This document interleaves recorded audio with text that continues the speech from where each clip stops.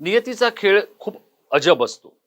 नियती ज्या पद्धतीचे फासे टाकत असते, ते फासे जर आपण पाहिले, तर ते अनेकदा आपल्याला अनाकलनीय असतात. वाटतात, असतात आणि जाणवतात. असंच काहीसं आदेश बांदेकर आणि सदानंद सरवणकर म्हणजे सदा सरवणकर जे आमदार आहेत. आत्ता ते शिंदे गटात आहेत आणि ते माहीम मतदारसंघाचे आमदार आहेत. यांच्या बाबतीत घडलेलं आहे. आता काय घडलंय ते मी आपल्याला सांगणार आहे. आपण हा व्हिडिओ शेवटपर्यंत पाहावा अशी माझी आपल्याला विनंती आहे. नमस्कार मित्र, मी राजेश कोचरेकर आणि आपण पाहताय आपलं आवडतं न्यूज पोर्टल टाइम महाराष्ट्र. मित्र हो, प्रभादेवीचा सिद्धिविनायक हा अगदी छोट्या मोठ्या सामान्य माणसांपासून ते अगदी बॉलिवूडचा स्टार अमिताभ बच्चन आणि सचिन तेंडुलकर यांच्यापर्यंत सगळ्यांनाच हवा हवासा वाटतो, कारण तो त्यांच्या मनोकामना पूर्ण करतो. अनेक अशी मंडळी आहेत की जी दर मंगळवारी आपल्या निवासस्थानापासून चालत सिद्धिविनायकाला जातात. स्वतः महानायक अमिताभ बच्चन जातात. सचिन तेंडुलकर वरचेवर येतो. अनेक राजकारणी येतात. हा जो सिद्धिविनायक आहे हा खूपच जागृत आहे असं म्हटलं जातं. त्यामुळे सिद्धिविनायकाच्या चरणी जाऊन जर तुम्ही तुमची मनोकामना बोलून दाखवली, तर सिद्धिविनायक आपल्या वेळेनुसार तुमच्या पदरात त्याचं फळ टाकतो.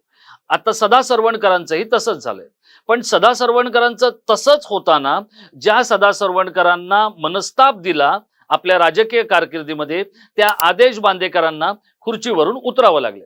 आता आदेश बांदेकर म्हणजे मी काय आपल्याला सांगायची गरज नाही. आदेश बांदेकर म्हणजे आपल्या सगळ्यांना माहीत असलेले सगळ्यांचेच भाऊजी, रश्मी ठाकरेंचेही भाऊजी आणि महाराष्ट्रातल्या छोट्या मोठ्या वहिनींचेही भाऊजी.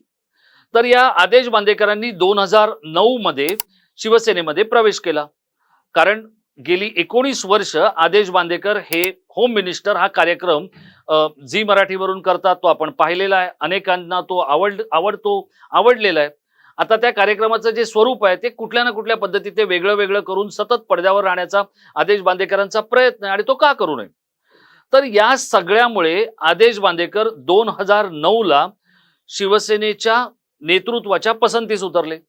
मातोश्रीने त्यांना 2009 मध्ये माहीम या विधानसभा मतदारसंघातून विधानसभेचं तिकीट दिलं. पण ते तिकीट देताना त्यांनी सदा सरवणकर यांचं तिकीट कापलं. सदा सरवणकर हे शिवसेनेचे 1992 ते 2007 पर्यंतचे या भागातले नगरसेवक होते. सदा सरवणकर यांना स्थायी समिती म्हणजे महानगरपालिकेची जी तिजोरी असते ती 4 वेळा देण्याचा प्रयत्न, यशस्वी प्रयत्न मातोश्रीने केला.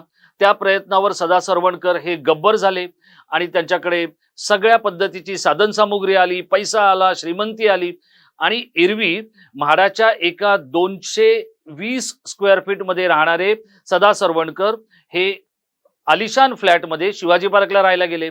कार्यकर्त्यांच्या नजरेसमोरच हे सगळ्या गोष्टी घडत होत्या. आता या सदा सरवणकरांना जे निवडणुकीचं तिकीट हवं होतं त्यावेळेला थोडीशी गल्लत झाली, कारण मातोश्रीच्या पसंतीला उतरले आदेश भाऊजी. आता आदेश भाऊजी आणि सदा सरवणकर हे दोघं जण, कारण त्यावेळेला 2009 मध्ये सदा सरवणकरांनी या रागाने शिवसेना सोडली. असं कोणालाच वाटत नव्हतं की ते शिवसेना सोडतील, पण त्यांनी शिवसेना सोडली आणि ते थेट काँग्रेसमध्ये गेले. काँग्रेसने त्यांना तिकीट दिलं. तेव्हा त्याने काँग्रेसने तिकीट कोणाचं कापलं? कृपाशंकर सिंग हे त्यावेळेला मुंबई काँग्रेसचे अध्यक्ष होते. त्यांनी तिकीट कापलं निष्ठावंत असलेल्या काँग्रेसच्या अजित सावंत यांचं. अजित सावंत आता आपल्यामध्ये हयात नाहीयेत. ते माहीम आणि दादर माटुंगा या परिसरातले एक चांगलं आणि प्रभावशाली असं व्यक्तिमत्व होतं काँग्रेसच्या संपूर्ण प्रक्रियेमधलं. या अजित सावंतांचं तिकीट कापलं आणि ते दिलं कोणाला? तर सदा सरवणकरांना. सदा सरवणकरांनी लगबगीने फॉर्म भरला. त्यावेळेला मुकाबला झाला तो आदेश बांदेकर हे शिवसेनेचे, सदा सरवणकर हे काँग्रेसचे आणि तिसरं नाव त्यामध्ये होतं ते होतं नितीन सरदेसाई. नितीन सरदेसाईंची पाठी कोरी होती. अत्यंत सौम्य शब्दात बोलणारा, सुसंस्कृत असा, राज ठाकरेंच्या मुशीत तयार होण्याचा काही प्रश्नच नव्हता. पण नितीन सरदेसाई हे राज ठाकरेंचे मित्र होते आणि त्यामुळे त्यांना तिकीट मिळालं होतं. ते तिकीट मिळाल्यानंतर त्यांनी या मतदारसंघातून बाजी मारली होती. त्यांची पाठी कोरी होती, पण शिवाजी पार्क आणि माहीम परिसरामधल्या आणि प्रभादेवी परिसरातल्या लोकांनी त्यांना निवडून दिलं. आता हे सगळं झाल्यानंतर 2017 ला शिवसेना भाजप युतीचं सरकार होतं. या सरकारचे मुख्यमंत्री होते स्वतः देवेंद्र फडणवीस. देवेंद्र फडणवीसांच्या काळामध्ये सिद्धिविनायक ट्रस्टवर आदेश बांदेकर यांची नियुक्ती करण्यात आली. ही नियुक्ती होती 3 वर्षासाठीची. त्यानंतर 23 जुलै 2020 ला आदेश बांदेकर यांना पुन्हा 3 वर्षाची आणखी कालमर्यादा वाढवून देण्यात आली. कारण आधी मर्यादित जवळीक असलेल्या आदेश बांदेकरांनी त्यानंतर समस्त मातोश्रीचा परिसर व्यापून टाकला होता. रश्मी ठाकरे, उद्धव ठाकरे, आदित्य ठाकरे यांच्यावर त्यांनी गारुड केलं होतं आणि त्यामुळे 6 वर्ष सिद्धिविनायक न्यासावर ते अध्यक्ष म्हणून होते. त्यांच्या कार्यकाळामध्ये या आधीही म्हणजे ज्या वेळेला ते मुंबई महानगरपालिकेच्या शहाजीराजे क्रीडा संकुलाचे ज्या वेळेला ते प्रमुख होते, त्याचप्रमाणे ते प्रियदर्शनी इंदिरा गांधी संकुलाचेही प्रमुख होते. त्यावेळेला त्यांच्यावर भ्रष्टाचाराचे अनेक आरोप झाले होते. पण तरीही मातोश्रीला जी सवय आहे की आपल्या नेत्यांच्या बद्दल झालेले आरोप जर तो नेता सोयीचा असेल तर कानावर पडदे ओढायचे नाही, गप्प बसायचं. आदेश बांदेकरांच्या बाबतीतही तेच झालं. पण याच आदेश बांदेकरांनी सिद्धिविनायकाच्या न्यासामध्ये जो काही गोंधळ घातला किंवा जी काही नियमांची पायमल्ली केली, जी काही अवैध कामं केली, यामुळे या भागातले जे मनसेचे नेते आहेत यशवंत किल्लेदार यांनी आदेश बांदेकर यांच्या विरोधात एक मोहीम उघडली होती. गेले काही महिने म्हणजे ही त्यांची जी मुदत आहे ही 23 जुलै 2023 ला संपलेली आहे. ते कोणत्याही कागदपत्रांवर सही करत नव्हते. त्या सह्या कोण करायचं तर संजय सावंत नावाचे एक कामगार नेते आहेत, जे सुद्धा मातोश्रीच्या खूपच जवळचे आहेत. पण ते मातोश्रीपेक्षाही संजय राऊत यांचे मॅन फ्रायडे समजले जातात. ते या सगळ्या कागदपत्रांवर सह्या करायचे, हा सगळा कारभार तेच चालवायचे.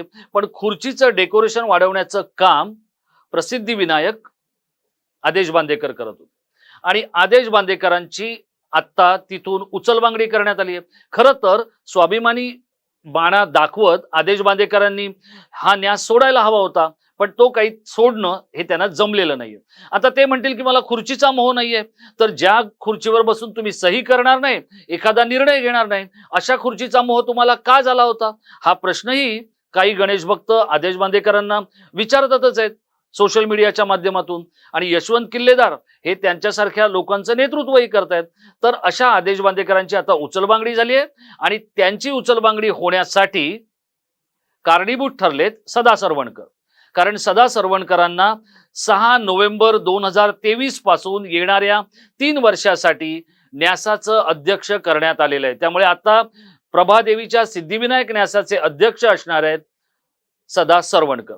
सदा सरवणकर हे काहीसं वादग्रस्त नाव आहे, हे जरी खरं असलं आणि ते वादग्रस्त एवढ्यासाठीच आहे कारण याच म्हणजे सिद्धिविनायकाच्या न्यासाचे प्रमुख झालेल्या सदा सरवणकरांवरचा सगळ्यात मोठा आरोप कोणता आहे तर त्यांनी गणेश विसर्जनाच्या मिरवणुकीमध्ये आपल्या खाजगी पिस्तुलामधून काही गोळ्या फायर केल्या होत्या आणि त्यामुळे काही लोकांच्या जीविताला धोका निर्माण होणार होता. पोलिसांनी त्यांच्यावर तक्रार दाखल केली होती. त्यानंतर मोठा गजब झाला होता. तेच म्हणजे गणेश विसर्जनाच्या मिरवणुकीमध्ये फायरिंग करणारे सदा सरवणकर आता सिद्धिविनायकाच्या न्यासाचे प्रमुख असणार आहेत. मी नियतीचा खेळ म्हणतो ना, तो हाच आहे. आणि तो खेळ होताना, नियतीचा खेळ होताना त्यांनी आदेश बांदेकरांनाच बाजूला केलंय. ज्या आदेश बांदेकरांनी त्यांना 2009 ला त्यांची जी संधी होती त्या संधीच्या पासून दुरावलं होतं. त्यामुळे नियतीचा खेळ हा अद्भुत आहे. मग तो सिद्धिविनायकाच्या मंदिरात होऊ द्या किंवा शिवाजी पार्कच्या शिवसेना भवनच्या परिसरात होऊ द्या, नियती प्रत्येकाला संधी देते. कधी ती त्यांनी आदेश बांदेकरांना दिली, आज ते सरवणकरांना देते. पण सरवणकर आणि बांदेकर या दोघांनीही केलेल्या चुकांना आकाशातला देव आपल्या नोंदी कसं नोंदवतो हे बघणं इतकंच आपल्या हाती आहे. कारण आपण पडलो पामर गणेश भक्त, त्यामुळे आपण फक्त सिद्धिविनायकाच्या चरणी लीन व्हायचं आणि आपल्याला सिद्धिविनायक जास्तीत जास्त जवळून भेटा यावं किंवा जास्तीत जास्त त्याच्या जवळ जाता यावं याच्यासाठी साकडं घालावं, इतकंच तुमच्या माझ्या हाती आहे. आपल्याला काय वाटतं, आदेश बांदेकरांनी आपला कार्यकाळ संपल्यानंतर अध्यक्षपदाचा राजीनामा स्वाभिमानाने द्यायला हवा होता का?